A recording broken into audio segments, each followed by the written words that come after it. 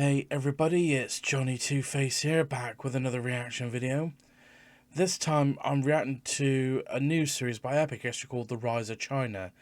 Yes, I'm finally getting round to this, and it was a request, which if you request something and I don't get round to it, please just try not to be upset. I can't, even though it's very rare that I get requests, but if I don't get round to it, I do apologise.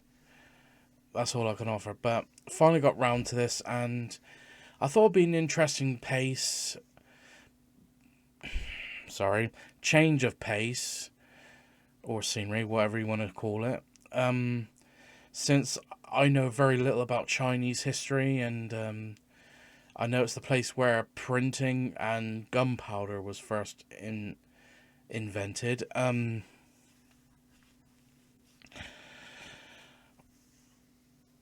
And of course, thanks to Oversimplified and the Dynasty Warriors games, I heard about the Three Kingdoms. For now, I can't remember them. I'll probably end up looking it up after the video's done. So yeah. So I'll just continue with the usual disclaimer when I react to any historical content. If I don't show so much to what is considered a proper reaction, it is probably obvious I don't know much about the subject at hand, and if I do know anything, I will most likely pause the video to give my input, or ask any curious questions, which hopefully will be answered in the comments. With that being said, the link to the original video will be in the description down below. Please go and subscribe. Please go and check out Epic History, and hopefully subscribe to their channel and support them. And I still think they're one of the best history channels on YouTube. So not gonna say what I've got to say for now. So I'll just full screen that. Get this up here. Oh, captions on for historical videos as usual. Right, let's get into this. Pressing play would help. All of creation will celebrate all of mankind. Would help if I read that properly. All of creation will celebrate, all of mankind will be filled with happiness, as long as the Qing rules. I hope I pronounced that properly, because as if I don't look like a dweeb already so, and apologies in advance for any more butchering of pronunciation, even though I'll probably still apologise then now. National Anthem of Qing China. Again, I don't know if I butchered that pronunciation or not, but still. Let's get back.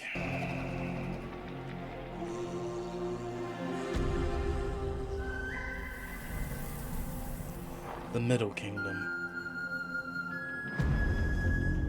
China, a cradle of world civilization. The land that invented printing, paper, and gunpowder. And under successive dynasties, the center of a vast empire that stretched from the Pacific Ocean to the Himalayas, and from the eastern steppe to the tropical South China Sea. The Chinese call it Zhonghua, the central state or Middle Kingdom.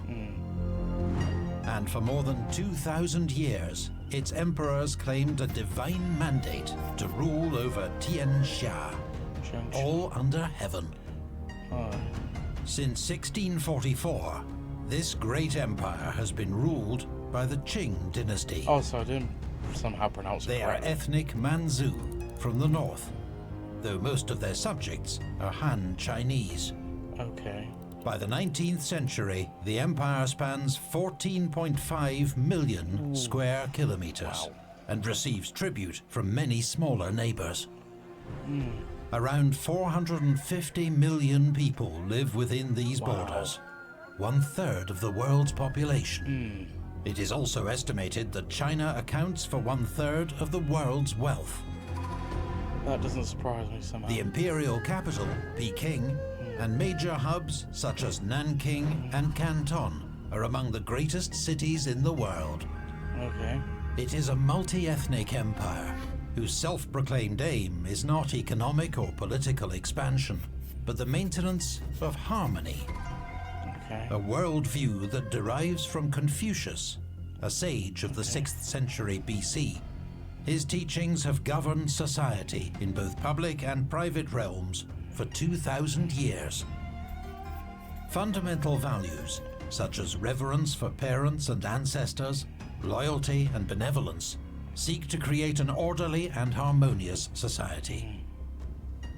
It is also one that is rigidly conservative. Okay. Young men from well-to-do families spend years studying the Confucian classics in preparation for the Imperial Civil Service exam. This is the only route to the higher levels of the Qing administration. But Again, still impressive production by Epic History. governed by scholarly bureaucrats and an emperor who is both revered and feared, Douguang. China is failing to keep up with a rapidly changing world. For the time being, foreign merchants are restricted to the southern port of Canton. Such splendid isolation will prove impossible to sustain.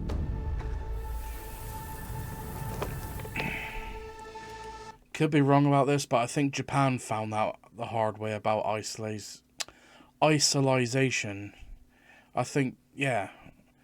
Again, feel free to correct me in the comments, but I think Japan learned that the hard way, that isolation is not exactly the best policy, but you can understand why they wanted it. Feng Guofeng, Qing Dynasty scholar.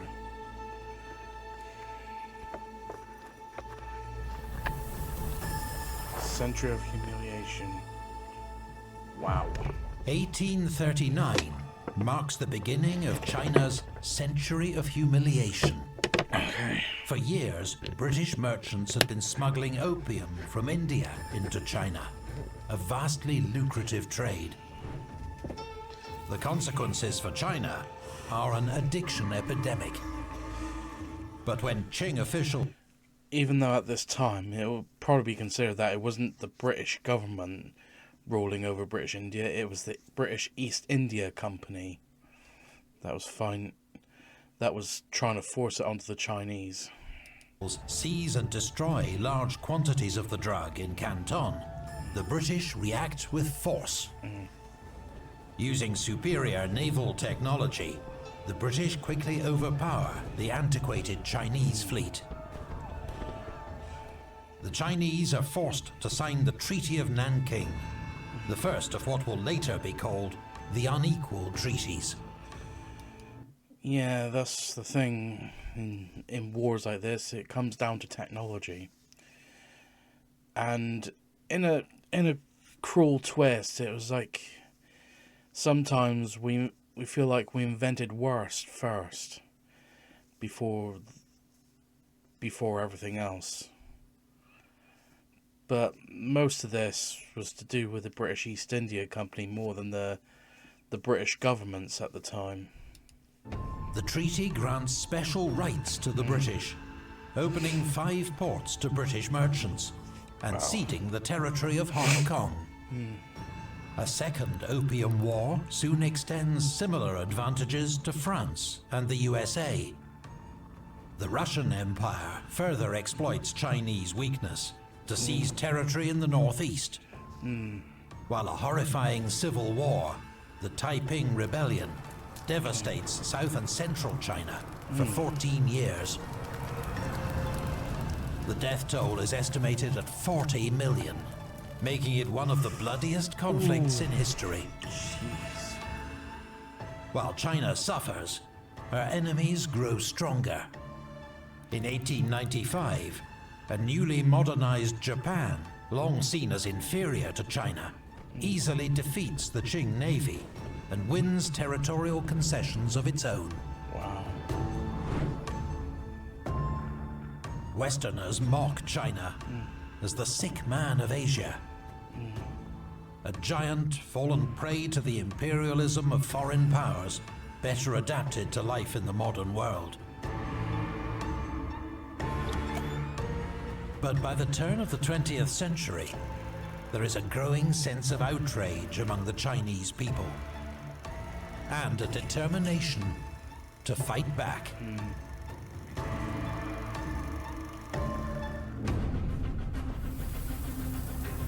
Reform and be strengthened, guard the old and die. King Yue, Qing Dynasty reformer. Again, sorry if I butchered that pronunciation. Last of the Qing, 1900, 1911. In 1899, a movement emerges in northern China, calling itself the Society of Righteous and Harmonious Fists. Wow, that's Its members become better known as the Boxers. Oh, that's where that's from. Sorry, just slightly off topic. When I watched the... if you remember the film Shanghai Nights, there's a group of Chinese... well, they consider them bandits, called Boxers. I thought that was an absolute piss take. But I didn't know this is where they got it from, so... guess that's on me. They are outraged by the weakness of the Qing dynasty, the spread of Christianity, and China's repeated humiliations. Their goal? To expel all foreigners from China and end the shameful concessions made to them. The Boxers begin by attacking Western-funded railways, Christian missionaries, and Chinese converts. In June 1900, thousands of Boxers enter Peking and lay siege to the area in the city where foreigners live. They adopt the slogan, "Uphold the Qing, destroy foreigners." Wow. For the ruling Empress Dowager Cixi, the Boxers are a problem, but also an opportunity. Cixi decides to throw the weight of the Qing state behind the Boxers and declares war on the foreign powers. It is a terrible miscalculation. In response, a 20,000-strong Allied expeditionary force, combining troops from 8 different nations, descends on Peking. Wow. Amidst numerous atrocities, the Boxers are crushed, and the city is looted by the Allied armies. The Qing court is forced to sign the Boxer Protocol. Under its terms, China must pay crippling indemnities over 4 decades, almost twice the government's annual revenue. This is China's greatest humiliation yet. Under huge pressure to modernize the state, Cixi and the Qing court finally undertake sweeping reforms. The archaic civil service exam is abolished, to be replaced by modern schools with a Western curriculum. The first steps are taken to create a constitution, which will impose limits on the power of the emperor. The military is reorganized along Western lines, with improved officer training, equipment, and weaponry. Its most powerful contingent is the Beiyang Army, based in northern China, under General Yuan Shikai. But many believe the Qing reforms do not go far enough, and that only wholesale revolution can save China. One such would-be revolutionary, Sun Yat-sen. From a humble Cantonese family, Sun was educated outside China, in Hawaii. He is very different from China's old Confucian elite. A Christian convert, Sun speaks fluent English, but struggles with classical Chinese. Okay. Following his involvement in several failed uprisings against the Qing, he lives in exile in Europe. In 1905, Sun travels to Japan. In Tokyo, he founds the Tongmenghui, a revolutionary alliance whose goal is to overthrow Manchu rule and replace the Qing monarchy with a democratic republic. He advocates the three principles of nationalism, democracy, and the people's livelihood. To his supporters, Sun Yat-sen represents hope in a new future. And that future seems to be drawing closer. In 1908, after a turbulent 47-year reign, Empress Dowager Cixi dies at the age of 72. The imperial throne of China falls to a 2-year-old infant, Pu Yi.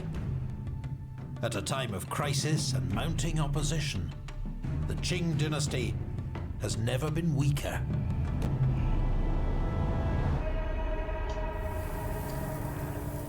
It will be my object to help my 400 million countrymen and to endeavour to make blessings of the Republic a reality. Sun Yat-sen, 1912.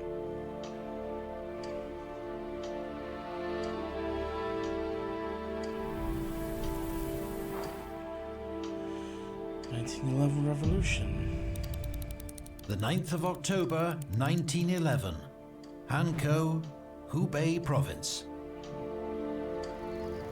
Members of a secret revolutionary society with links to the Tongmanhui are making bombs.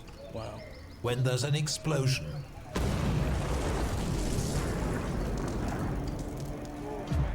Their cover blown. The authorities arrest and later execute several of the group's leaders. But it only pours fuel on the fire. An uprising breaks out in the neighboring city of Wuchang. Crucially, soldiers of Hubei Province's new army are persuaded to mutiny and join the revolt. Wow. After 24 hours of fierce fighting, claiming hundreds of lives, Wuchang falls to the revolutionaries. On the 12th of October, a new military government claims authority in the province. It publicly denounces the crimes of the Qing dynasty and calls on other provinces to join it in overthrowing the monarchy. The revolution spreads like wildfire, mostly in cities and towns where there is deep-seated resentment against Qing rule. Within 6 weeks, 16 of China's 26 provinces have seceded. In many areas, such as Shanxi, the ruling Manchu are targeted and massacred. Wow.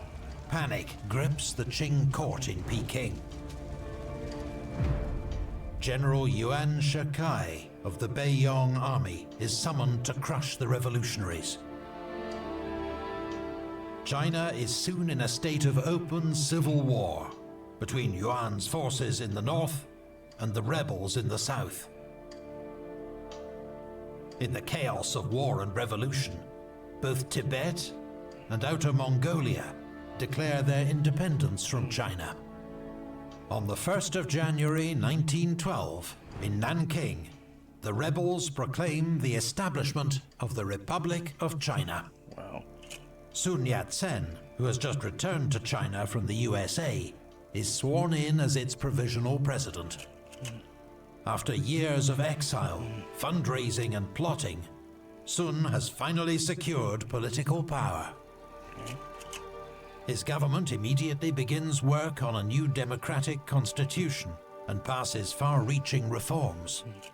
Archaic practices are abolished, such as growing queues, the long hair that symbolizes submission to the Manchu, as well as foot binding and kowtowing.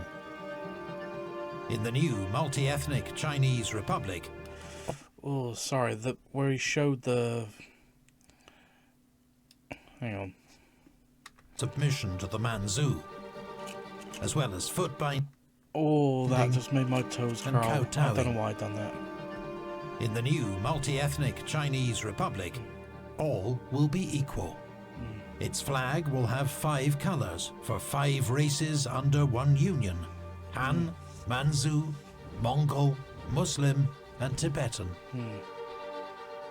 But for now, the Republic only occupies the southern half of China, and the success of the revolution remains far from certain. So, to unite China and secure the future of the Republic, Sun Yat-sen makes a shock offer to General Yuan Shikai. If he can persuade the Qing imperial family to abdicate, he can be president. Yuan accepts and informs the imperial family that only by giving up the throne can their lives and comfort be guaranteed. On the 12th of February 1912, 6-year-old Emperor Pu-yi abdicates. Though for now, he and his court continue to live in Peking's palace complex, the Forbidden City. More than 2,000 years of imperial rule in China are at an end. In its place, the only major republic in Asia. 3 days later, General Yuan Shikai becomes provisional president of the Republic of China.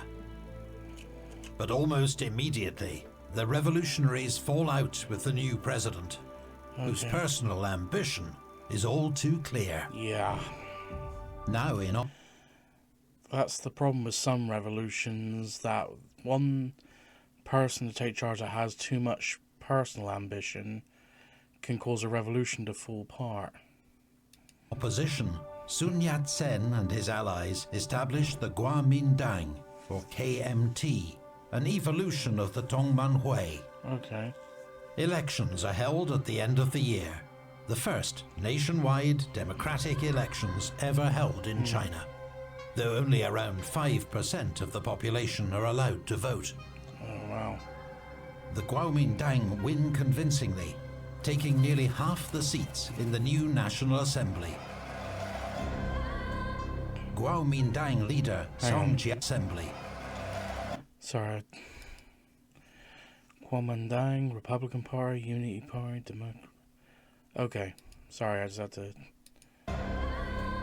Kuomintang leader Song Jiaorun, a close ally of Sun Yat-sen, is all but guaranteed to become the next prime minister. On the 20th of March 1913, as he is boarding a train in Shanghai, he is shot twice at close range. No conclusive evidence is ever found, but it's widely believed the assassination was carried out on President Yuan's orders.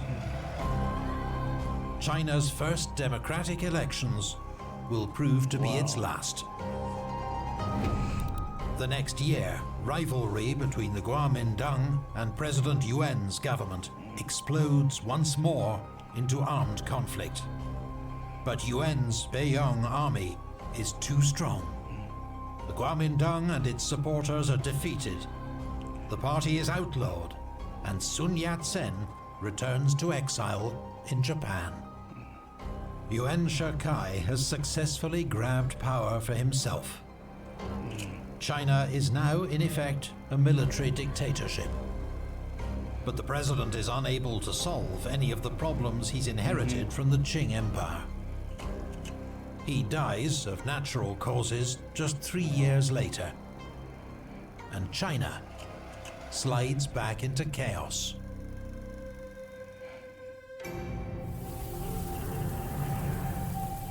I very much look forward to the destruction of the old universe, because from its demise will come a new one. And will it not be better than the old? Mao Zedong, Chinese student.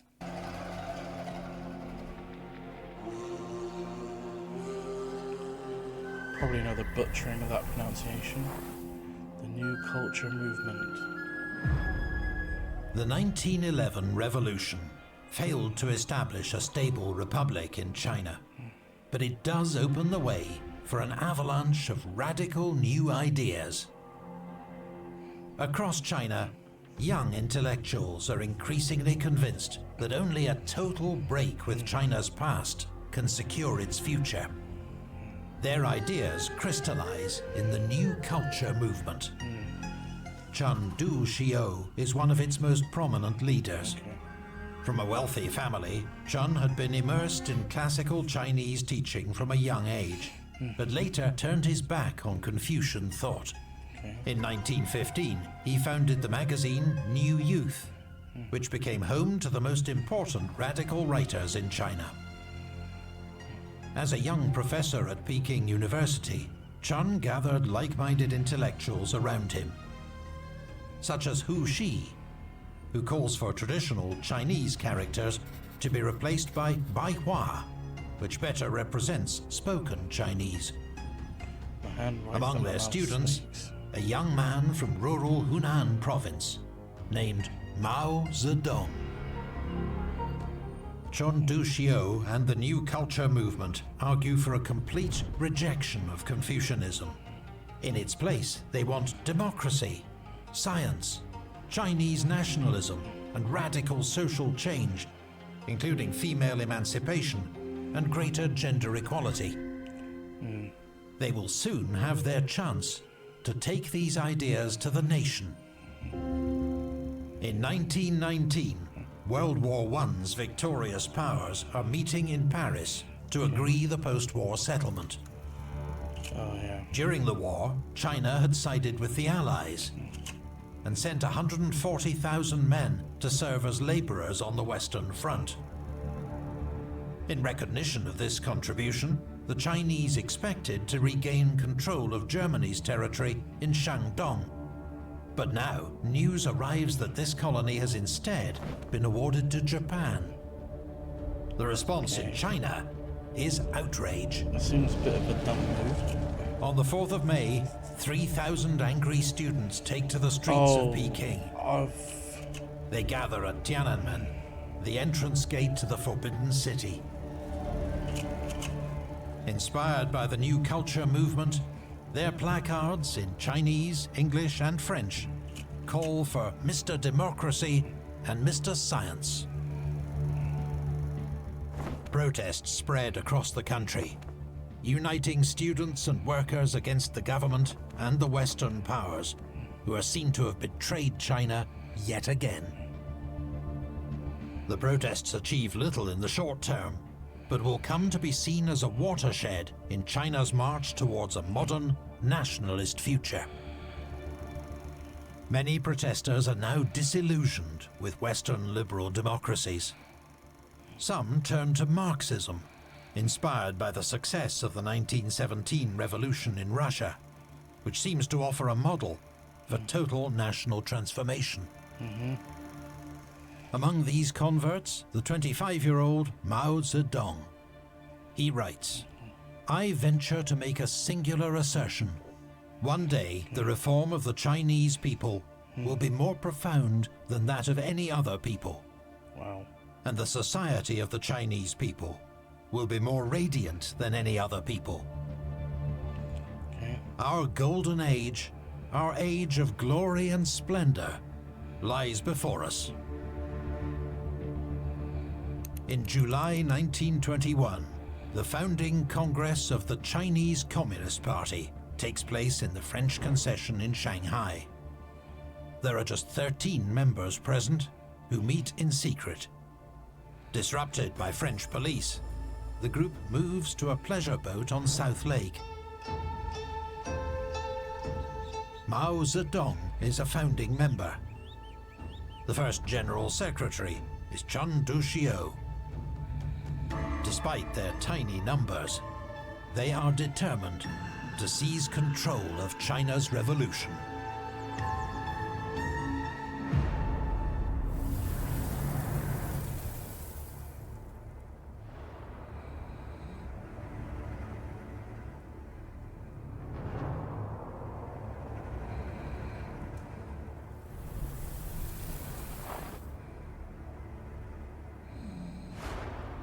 Following the death of the dictator Yuan Shikai, China had slid back into civil war. Generals compete to control the government in Peking, while the country is torn apart by rival warlords with their own private armies. Some are little more than organized criminals in uniform. The most prominent groups are the Zhili clique, the Anhui clique, and the Feng Tian clique, each named after their provincial power base. By 1921, Sun Yat-sen's Kuomintang has established a military government of its own in Canton. Both the Kuomintang